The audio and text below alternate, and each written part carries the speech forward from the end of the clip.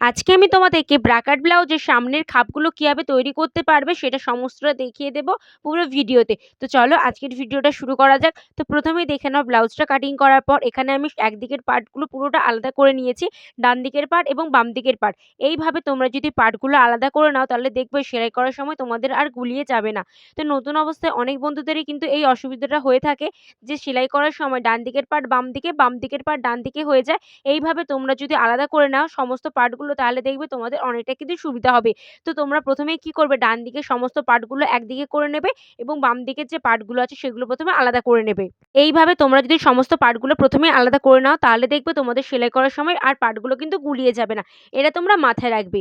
তো যারা নতুন আছো আমার ইউটিউব থেকে ভিডিও দেখছো অবশ্যই কিন্তু চ্যানেলটিকে সাবস্ক্রাইব করে রাখো নতুন নতুন ভিডিও দেখার জন্য। আর ভিডিওটা তোমাদের যদি একটু উপকার এসে থাকে এবং ভালো লেগে থাকে একটা লাইক, কমেন্ট, শেয়ার করবে।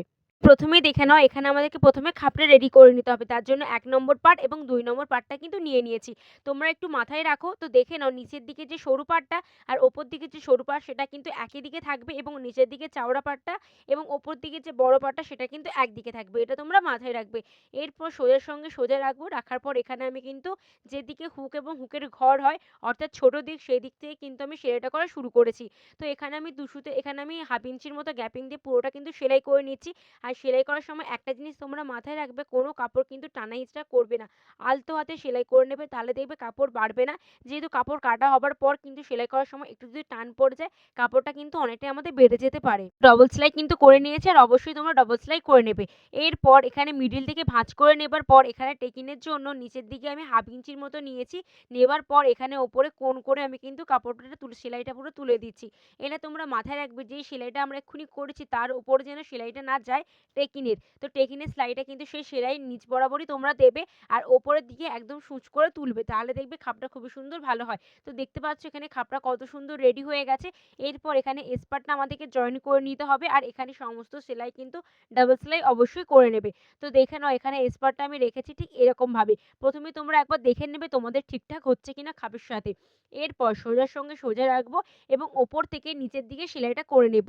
আর এই যে খাপের অংশটা দেখতে পাচ্ছ এইটা যেন নিচের দিকে না থাকে, যখন তোমরা এসপার্টের সঙ্গে সেলাই করবে কাপড়টা একটু উপর দিকে তুলে দেবে। দেবার পর এখানেও কিন্তু সেম 1/2 ইঞ্চির মতো গ্যাপিং দিয়ে সেলাই করে নিচ্ছি।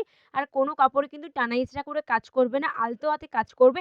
দেখবে এতে ফিনিশিং কিন্তু খুবই ভালো হয়। তো এখানে দেখে নাও এসপার্টটা আমার পুরো কমপ্লিট হয়ে গেছে সেলাই করা।